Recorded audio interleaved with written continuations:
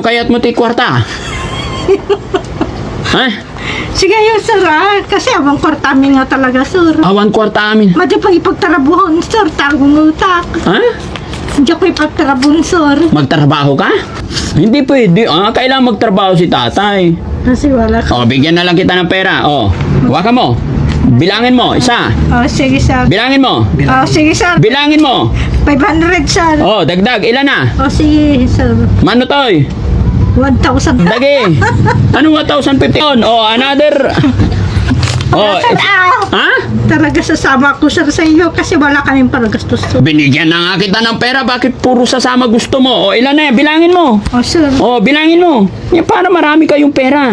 Sir. Kasi wala kaming pera. Ay, ayan na nga. Ang dami. Bilangin mo ulit. Ilan? Manuatoy? Bilangin mo. Amo tayo kung bakit gusto niya doon sa shelter. Mas maganda Kasi, doon, sir. ha? Mas maganda doon Yes. sa bahay niyo, sir. Mas maganda talaga doon. Tay, makinig ka sa akin. Kaya gusto ni Ate Lisa doon kasi pag nandoon sa amin, Walang kaulam-ulam, sir. Mas maganda doon sa inyo, sir. Gusto ko nang bumalik, sir. pero pag may pera kayo, hindi ka naalis dito. Baka naalis na ako, sir. Bakit? Huwag ka na umalis. Steady ka lang dito. Kasi magkakatrabaho na si Tatay Benny bukas. Ay, sa Lunes. No? Yan, sabi niya walang bigas. Pahingi akong bigas, guys. Okay. Wala, bibili na lang ako ng 3 kilo, sir. Ha? Bibili lang ako ng 3 kilo kung may pera ako. Bumibili ka. Oo. Paano ka makakabili kung mula noon hanggang ngayon wala kang trabaho? Wala nga, sir, ngayon sa Lunes pala kang bili. Sa Lunes na, sure ka ha? Ayan, nagdala ko isang sakong bigas. Pakilagay dyan, Kuya Ken. Ayan, Thank you, sir. Salamat. walang ano man. Ayan, salamat, sir. No? Para hindi na naman problema si Ate Lisa. Oo, sir. Ha? Sabi ko, magbabalik na lang ako, sir. Mas maganda doon, sir. Mas maganda talaga doon. Kasi maraming pera. Maraming pera doon. Nakita mo? Oo, sir. Kami wala, sir. Kayo wala. Oo, sir. Kaya nga kailangan, Ate Lisa, kailangan kahit isa lang sa mga anak mo makapagtapos ng pag-aaral. Pag nakapagtapos ng pag-aaral, tapos kapagtapos siya bilang teacher, monthly may sweldo o kaya pulis. Mapagtapos siya. Sana sabi ni Bini, sir, Ha? hindi ka na nagbalik sana doon. Mas maganda doon. Ano sabi ni Benny? Huwag ka nang magbalik. Sana wag ka na magbalik sa amin. Ay dito. Doon na lang ako, Sana sir. hindi na Mas ako umuwi, sabi niya, sir. sinasabi, sir. Oo. Magbalik ka na lang doon. Magbalik ka na lang doon. Oo, sir. Bakit? sinasabi. Bakit babalik doon? Magaling ka na. Kasi marami silang pera, sir. Kaya pala eh. Magbalik na lang ako, sir. Paano sinong katabi mo doon? Wala nang yayakap sa'yo pag nandoon ka na. Sino, sir? Ang katabi Ikaw, ko? pag babalik ka sa shelter, walang yayakap sa'yo. Malulungkot si Tatay Benny. Gusto ka nang magbalik, sir. Gusto mo na magbilik talaga. Magbalik, sir. Kaya nga, paano wala nang kayakap? Wala nang kayakap si Tatay Benny pag balik ka doon. Kasama ko si mama. Ha? Anong pangalan yung mama? Yung kasama ko noon, sir? Saan? Yung kasama ko. Makasi Maricel. Si Ate Maricel. Yung kasama ko na pauwi, sir. Si Ate Maricel. Oo, sa Ate Maricel. Oo. Andun. Babalik na rin si Ate Maricel sa kanila eh. Hinihintay ko lang yung pinapagawa kong ngipin. Oo, sir. Tapos ibabalik ko na. Ha? Babalik ako, sir. Tay, ganito gawin mo, Tay. Mas maganda. Papayuan ninyo si Ate Lisa, yung reality, yung para dito, para mabantayan ng pamilya. Opo, sir. Huwag nyo siyang itutulak sa kung saan-saan para lang magkaroon ng pera. Mali po yun. No? Dapat lagi nyo sasabihin sa kanya, ituturo yung tama. Dito ka lang, maghahanap ako ng trabaho para magkapera tayo. Dapat ganun. Opo, sir. Hindi yung doon ka na lang sa kay Daddy Frankie, sa shelter, kasi maraming pera doon. Hindi. Mali yun. Mas maganda doon, sir. Ha? Kaya ang gusto ko doon, sir. No? Sa inyo, sir. Pupunta-puntahan ko naman kayo dito eh. Pero syempre, ang gusto kong mangyari, maghanap ng trabaho si Tatay Benny. Oo, sir. Wala kami kasing pera, sir. Elizabeth, di ba mula nung nakabalik ang mama mo dito, hanggang ngayon, di nagkaroon ng trabaho ang papa mo, Tatay Benny? Nag-extra-extra lang po siya. Oo, meron din naman pala, extra. Pero mas maganda sa inyo, sir. Mas maganda. Oo, sir. Ako na Gusto nga, ko doon. 200. Ha? 200, sir, binibigay sa akin pag-abdi. Oo. O, di ba? Pag half day, 200. O, pag whole day, 400. Opo, sir. Kaya nga, kung araw-araw, kahit sabihin natin sa loob na 1 linggo tayo, 5 days kang makapasok, malaking bagay na yon, 400 per day. Opo, sir. O, di ba? Oo, sir. Kahit sabihin natin, sige, pahinga ka ng Saturday, Sunday.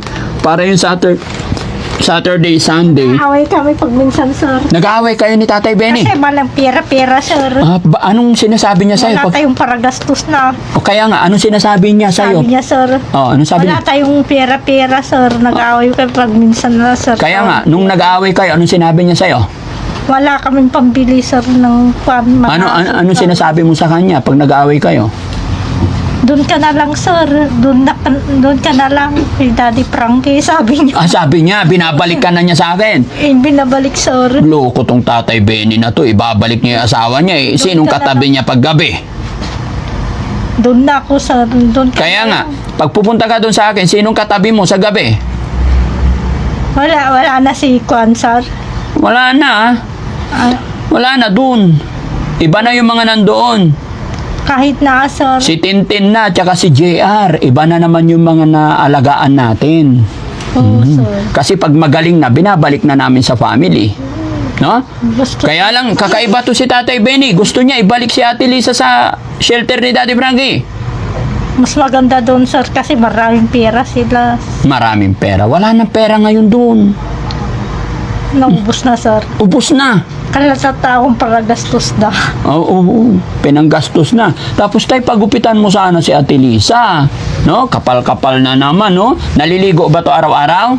Opo, sir. Oo, Naliligo sir. yan. Okay, very good. May shampoo. Wala, sir. O, walang shampoo. Kasi wala. Meron, sir. O, na yun, meron si Ate Lisa talaga. No? O, sige, ganun na lang. Pinasyalan ko lang kayo, ha? Ate, pag-isipan mo maigi, ha? Kasi mga kababayan, mga kabarangay, nakikita ko yung sitwasyon. Huwag niyo po sanang mamasamain sa nakikita ko kasi sa ganitong sitwasyon. Baka, sorry po sa spekulasyon ko, baka hindi makapagtapos ng pag-aaral. So, pagka nandoon, totally, masusuportahan talaga natin, mga kababayan. Kaya yun ang gusto kong mangyari. Kaya Elizabeth, pag-isipan mo maigi, ah? Diba? Kasi pag nandoon ka, pwede kang kumuha ng police or teacher, kung ano-ano pa. Dahil malapit lang. I'm sure matutulungan ka ni Mami Rochelle. No? Napag-usapan na rin namin ang aking paboritong asawa na si Mami Rochelle. Ay gustong-gusto niya rin. Diba?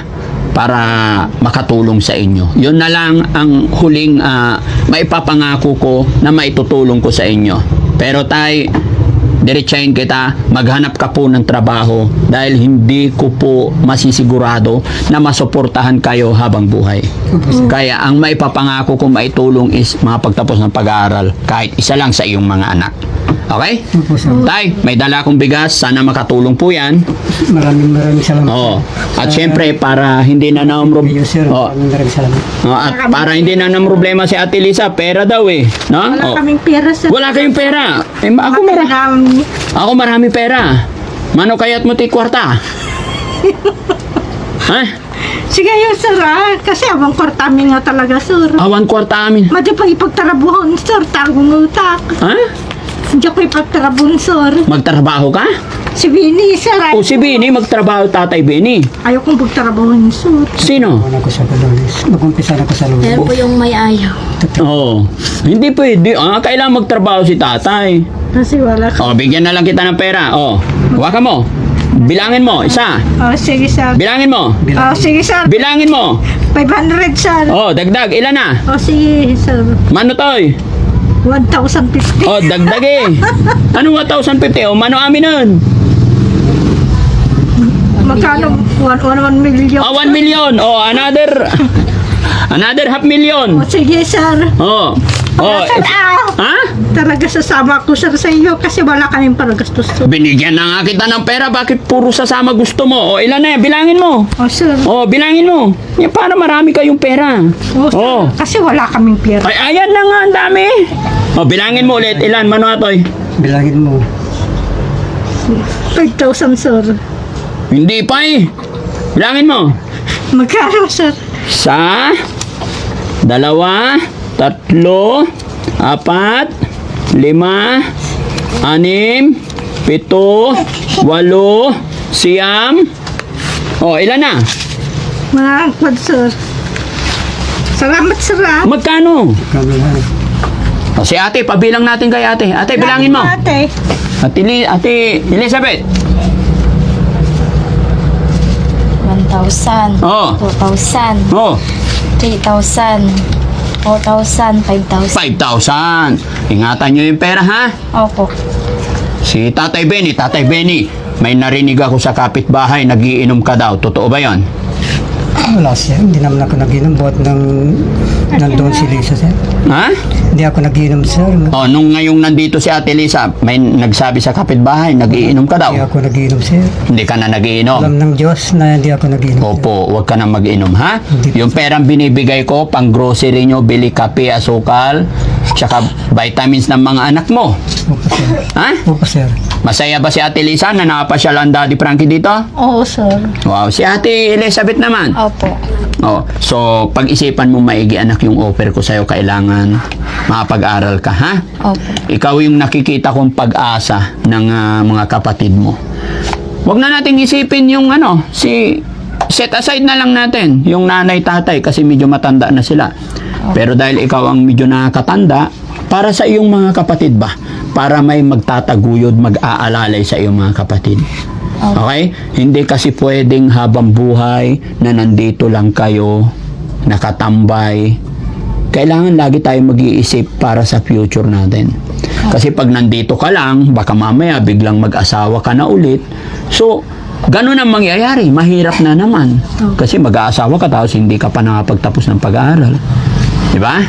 Opo, sir. So, gusto mo ba? Payag ka ba na maging ganyan ang buhay ninyo? Hindi po. Hindi. So, anong gagawin? Kailangan Mag-aaral po. makapagtapos ng pag-aaral, ha? Opo. Huwag mong mamasamain yung payo ko sa inyo, ha? Okay?